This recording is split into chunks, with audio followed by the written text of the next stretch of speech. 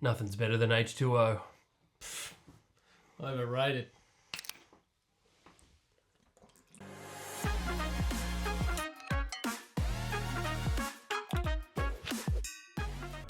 What's going on, guys? Yes, you've seen the title of the video, and today we are going to be talking about some players that we think are a little bit overhyped and some players that we think deserve a little bit more love. So with that being said, let's get into it. Number 5, overrated, we have Siasifa Talakai. Now, this guy played Origin last year, and I think it was undeserving. Bust.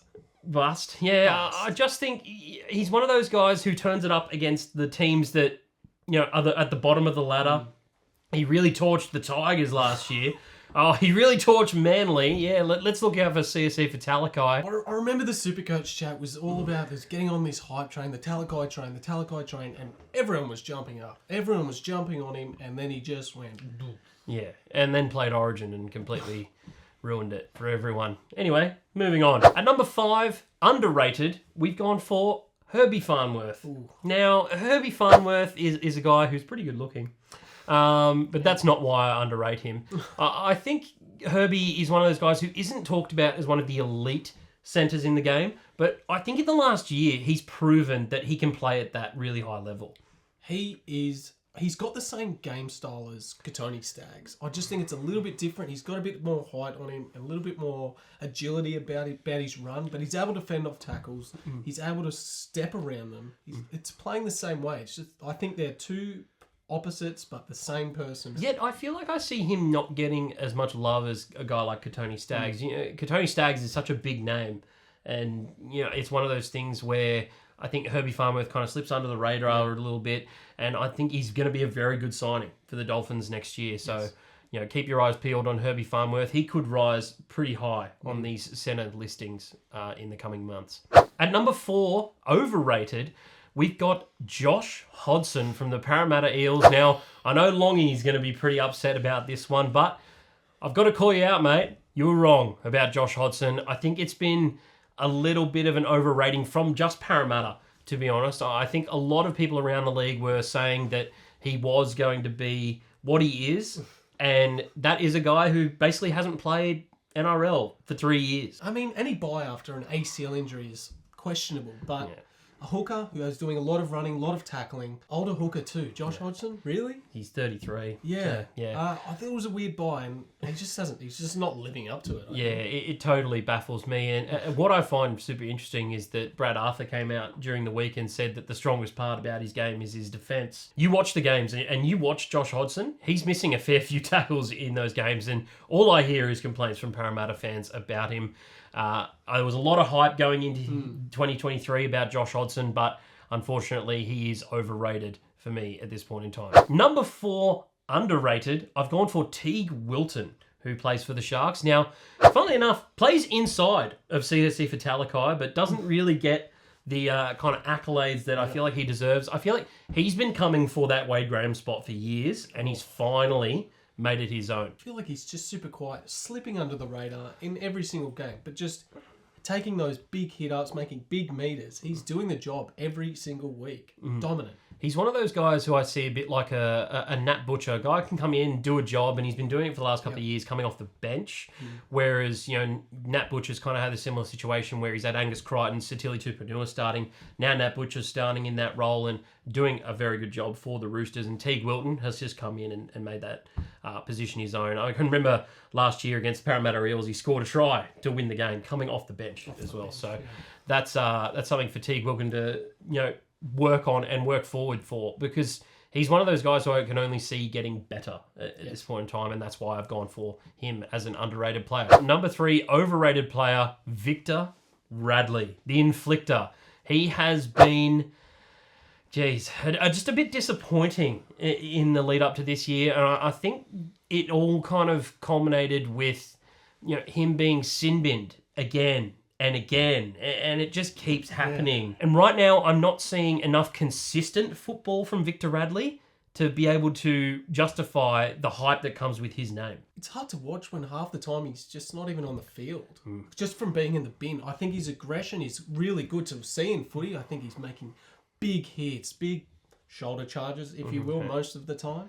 But I think he's just too aggressive, almost. I think he's a little bit lazy as well at times. He can get his head in the wrong place in tackles and just, hangs out an arm or a shoulder is a bit too high. And yes, he's proving to me that he is a little bit stupid. And I say that with the utmost respect, but when it's an every week thing and you've supposedly been told about it multiple times to, either calm it down or do something different, especially when your team's losing, it's not okay to lose your head when your team's losing and then you're spending time off the field and ultimately your team's just looking at you going, what are you doing? In a team game too. So you know there's no individuals in rugby league, although there are, but it's a team game. You're doing the best for your team to get your team the win. Not yourself the win, your team the win. And I think referees are just going to keep looking at him doing high shots, hitting shoulders everywhere, lazy arms. Yeah, now he's almost being singled out, which is not what you want for Victor Radley. Anyway, let's move on to some guys we can talk up, which is great. Underrated, number 3, I've gone for Greg Marzu. Now, this guy, he's been almost underrated every single place that he's gone. He started at Parramatta. Parramatta let him go. Moved up towards the Titans, and the Titans just wouldn't put him in each week. And I found it amazing for a guy who actually averaged the most tackle breaks per game last year for anyone. And he only played 17 games. It's just one of those things where now at Newcastle, he actually wasn't preferred. Wasn't starting at the start of the year. Hymel Hunt was the preferred winger.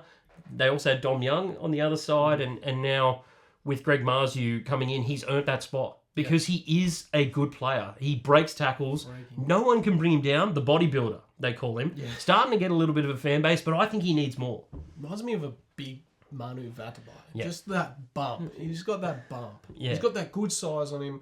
And he just, can break tackles for fun. Yeah, I know. He's like that Taniela Tuaki. Do you remember him? Yeah, he was one of those wingers who couldn't be stopped, but I almost think that Greg Marzu's got a bit more elusiveness about him and kind of ducks in and under tackles like Brian To'o, a little bit more of a solid, stocky base, but he's got some speed as well.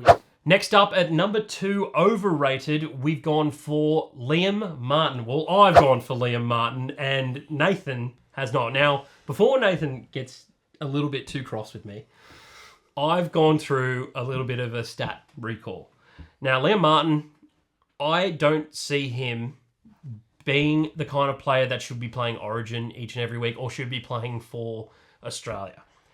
For me, he's a guy who tries really hard, but just isn't that talented. And it kind of shows last year with him leading all second rowers in missed tackles. It's one of those things where he just doesn't have the natural ability, but he's moldable. And one of those things is, as well, he makes a few errors each game. He gives away a lot of penalties. It's one of those things where I don't see him making meters. I don't see him providing offloads for his outside men.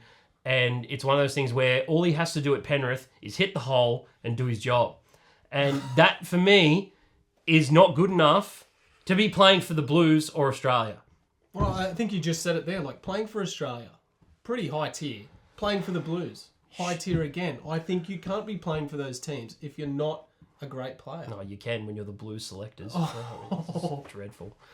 I'll tell Brady. But Liam, I think he's one of those guys who is getting better, but right now he shouldn't be in that realm. He's playing with the heart, though. You watch him play. Like, if you just single out him in a game, you're watching. He's going up, trying to make those tackles. Obviously, he's missing some, but his effort is there. His effort is in there every single week, and he does not give up. I do agree with you in saying that he doesn't give up, but it's a difference between like having a lot of heart. You can have a lot of heart and not be a good player. I can want to go out there and play NRL. Doesn't mean I should be. Do you know what I mean? I'm not saying that Liam Martin shouldn't be playing NRL. He's good enough to be playing NRL at the club level. I just think when it gets to Blues level, he's only making about 70 metres a game at this point in time for a second rower. That's not good as guys like Hamole Olakawatu or guys like David Fafita. Even Jeremiah Nanai is better than him at this point in time, like on the metres front. So it's one of those things where, yes, I feel like he's just doing a job and it's not really translating to talent levels or getting picked for the Blues. I think he's just getting picked for the Blues and Australia because he plays at Penrith. Next up on the underrated side, number 2, we've gone for Tanner Boyd. Now, Tanner Boyd is a guy who's been rising up the ranks a little bit in the last couple of years, but I didn't put him on this list. You did. So let's hear from you why you think Tanner Boyd is underrated at this point in time. Well, in a Titans side that has not been going that well, I just think he's leading that team around the park very well. He's goal kicking now, which is a great sign for him. I was about to say his goal kicking is the best part of his game. Yeah. Almost. Like, no, it's not like the best part of his game. It's the best part of his game because it's such a high level. Yes. Like 31 out of 33, I think he was before the weekend just gone as well. So, yeah, this year, absolutely killing it. Yeah, and he's been coming off the he'd been coming off the bench for the last couple of seasons, and just that shoe-in if they ever had an injury. But I think now he's almost cemented that spot. I think he's a youngish halfback, and I think he's just doing really well with a young Titans team. Yeah, played a lot of representative football, the junior levels of the game. Played under 18s, under 19s, under 20s, Queensland. Played in the halves there as well. He played at 6. He was a 5'8". Yeah, I do agree with you in saying that hooker was never his spot. No. I didn't think that whenever he went into hooker, it was one of those things where, he was going to take over the game. He was just going to kind of do a job and kind of plod around the field for a little bit. But, moving into halfback, you give him the chance to use his leadership skills that he's probably learnt from a young age to take over the team. Command a guy even like Kieran Foran, because Kieran Foran's come into that team and not look like the premier half. It's still been Tanner Boyd. Yeah. So he's taking over most of the kicking duties as well, and that's something that can be wearing on a young half trying to find themselves in this game, but he's handled it with flying colours. At number 1, the most overrated player in the NRL that we think is Jerome Luai. We put up a poll with some of our very loyal fans, 280 votes, and 70% of you came back with Jerome Luai being the most overrated player in the NRL. So let's talk about why he is at this point in time. In 2022, he actually finished 22nd in try assists. That was behind guys like Sean O'Sullivan, who finished on his team, and also Nathan Cleary. But, that's a little bit more of a discussion. A guy who had more and was probably playing his rookie season, Tolutau Amone. Now, I think Jerome Luai, and we spoke about it a little bit, he's playing at that Samoa level. He's playing for the Blues and led Samoa somewhat to the final of that World Cup. But, I think overrated is a very good spot for him at the moment. I think he was playing so well for Samoa. I don't think he had that big ego. I think he was just playing for country, and the heart, that's where it came into it. But in a Penrith side that's been so dominant, especially with Cleary, Yeo, Martin maybe, but that team has been so successful over the last couple of years, just absolutely dominating almost every single team in the NRL. I think his ego just got a bit too high, and his mouth's doing all the talking, but he's just not doing anything else. He's not doing any walking. Yeah, pretty much. No walking. Doing a lot of talking, not a lot of walking at this moment. Yeah, I think one of the big things with Luai and Longy, who we have on the channel, also spoke about it earlier in the season, is that he lost a player inside him and then also outside him that he could use to full effect. Api Coruscant and a guy like Viliami Kikau was so important to him to be able to attract defenders away from him so that he could be able to execute his game, which I also think is the best part of his game, which is his running game. I'm not saying that he has a lot of negatives in his game. It's just I don't think he's done enough or uses enough as to... a guy like Cleary, it's very hard to stand out next to Cleary. Yeah, and I will give him that. But do I think he should be playing Origin? On the back of, a key stat, what I like to look at with halves, and it's one thing that, is very important, is how often are they taking on the line. Mm-hmm. And last year, Luai actually finished 35th among all players in line engagements. And that's just not top level good enough, or the levels that he's being spoken about and the breadths of air that he's been talked about with these other players at the really high levels of the game. Some people on 5'8" lists, and we did a 5'8" ranking list not that long ago, go check it out, guys.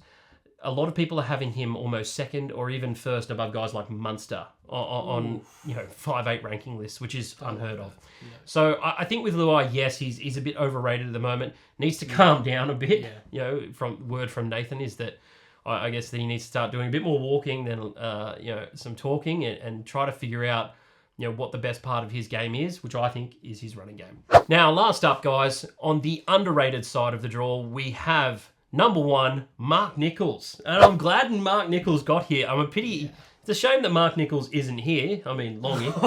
But, Identical. Yes. So a lot of people think that Longy looks like Mark Nichols, and that's great. But I think with Mark Nichols, he does get a lot of love from the guys that you don't really hear about. That's the thing. I think if you go around and you'd ask like who should be starting or who you'd love to have on your team, a lot of people would say Mark Nichols.